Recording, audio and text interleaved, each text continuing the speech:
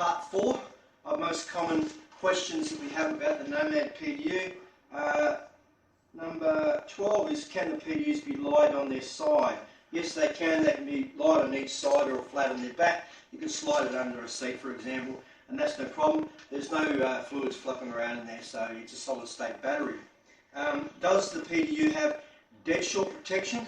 And how do you reset the unit? It happens quite often where people wire something up incorrectly and might put something into a Cigar socket and cross the red and black, vice versa. Or they might run something reverse polarity. They might want to charge it and they reverse it. For whatever reason, they make a mistake.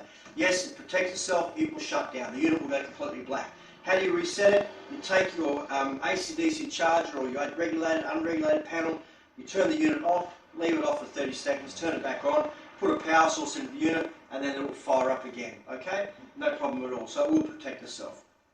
And that's also for dead short and reverse parallel. Can I run a blender or hairdryer, and what can I run off the unit? Well, there's a number of things you can run off the unit, but a blender is a good question. It comes down to what does the blender's range as far as wattage goes. You can plug an inverter in like this, for example, and then look at a rated, like a smaller blender like this, and this is a 170 watt blender. I can plug this in here, for example, and it will come up and probably use 8 or 9 amp. These are all rated 10 amp output, so there we go, we can turn it on now.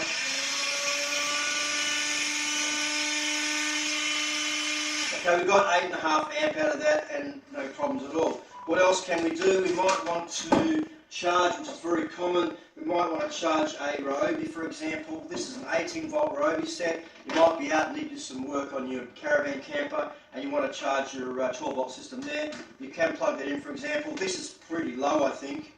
Okay, she's charging up now and the inverter's just kicking in and now it's going to start pulling quite a bit. So 4.4, 4.2, so as this gets charged it will start drawing less amperage. But yes, quite happily it will charge one of those, so I could run the blender over here and at the same time it won't be a problem because you remember you have 20 amp output max. I could also plug the lights in, for example, because I have 20 amp available as an output. But yes, you can run all these things off it as an example there. I'll pull it out for a moment. So these little pop inverters are very, very handy to have. Not only can you put your AC/DC charger into the car, but you can use them in the Nomad PDU and run some 240 volt. But please do not expect this to run a Ninja 1200 watt blender, because that's going to want to pull probably 100 plus amp. So this is not rated for that. The same as with the hairdryer. You can get DC hairdryers, or you can get ones that will draw less current or less amp. However, you've got to remember there's a heating element in the hairdryer, and it's going to pull a fair amount of amp. So look at what it says on there. Like this says 170 watt, rated at 150 watt, that inverter. For a very short period and short burst, it's okay, but it's just something to be aware of. Last one here, I've got down, read the instructions and do not try to engineer your own constant and how you think it should charge or be used. A lot of people at the moment, what they're doing is they're trying to overcharge, and we need to touch on that again. So what will happen is they think more is better.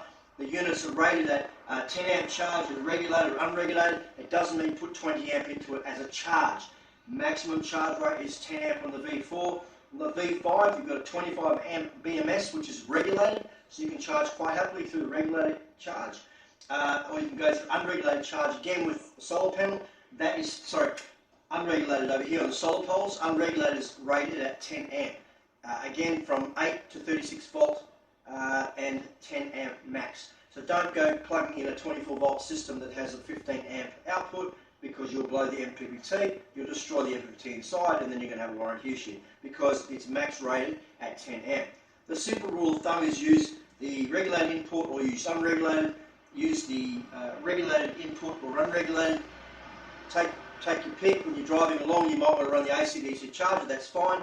If you don't want to run that, you want to run your solar panel, just run one or the other, and that will save you having issues. Again, there are ways to do things up to the 25 amp on the V5, but you have to be accurate with your amperages and your wattage, etc. And if you're out, you're going to damage the unit for absolutely no advantage whatsoever. If your charge is at 25 amp, that's more than enough. In fact, I've never charged my units at any more than 10 amp. I don't think it's necessary. Again, because whatever I'm using in the car while I'm driving is maybe using 2 or 3 amp at the most. while it's cooling down, and it's charging at 8 amp. So I'm putting 8 in, taking 3 out. I've already got it full when I go out. It's always going to stay full during the day. I get to the campsite at night, I've only charged it by the inverter, it's still full. There's no point adding a panel there and then hoping this thing will work it out. It won't work it out. You charge by one or the other, and then you protect the unit in that respect. There was another question here that we had, and that was in relation to, can you run the unit at the same time when you're driving? Yes, you can, but again, don't double load it with using the solar panel, using the AC/DC charger, and then running your fridge. Please pick one way of charging it or the other. So again, if we didn't cover off everything you wanted to know about the unit in that, then by email you can email us, info@renewablebizz.com.au. You have seen before that you can direct charges from a sticker socket, but I do want to explain to you again about a vehicle. Vehicle cabling typically is very substandard in the back of the vehicle. It might only be a 2 or 3 amp cable. The AC/DC chargers that you can buy from the retailers, it has 6mm in there, 30 amp rated cabling to upgrade your cabling. The reason for that is if you're going to connect one of these to the car directly, if one of these is very low, what will happen is it will draw as much current as it can. With the V5, you can fuse it at 10 amp, no more. Do not put 15 or 20 amp fuses because typically they'll blow at double. So you're going to hurt the unit. So I put a 10 amp fuse in the V5, a 5 amp fuse in the V4. However, if these are down at around 11.5 volt, or this one here can go lower because it's got a high amperage fuse, but if this gets down to say 11.5, 11 volt, it's going to draw too much current from the car and blow the fuse. So that's why using the inverter and the AC/DC charger is the easiest way to do it. You don't have to worry about it. Or get yourself a DC-DC kit. These retail for about $179, so they're a cheap option for you to be able to run a proper dual system in your car. Again, please read the instructions. It's not a VCR. You need to read the instructions and follow what its limitations and max ratings are, and do not try to overcharge it, which means you're going to have an issue with the system not charging.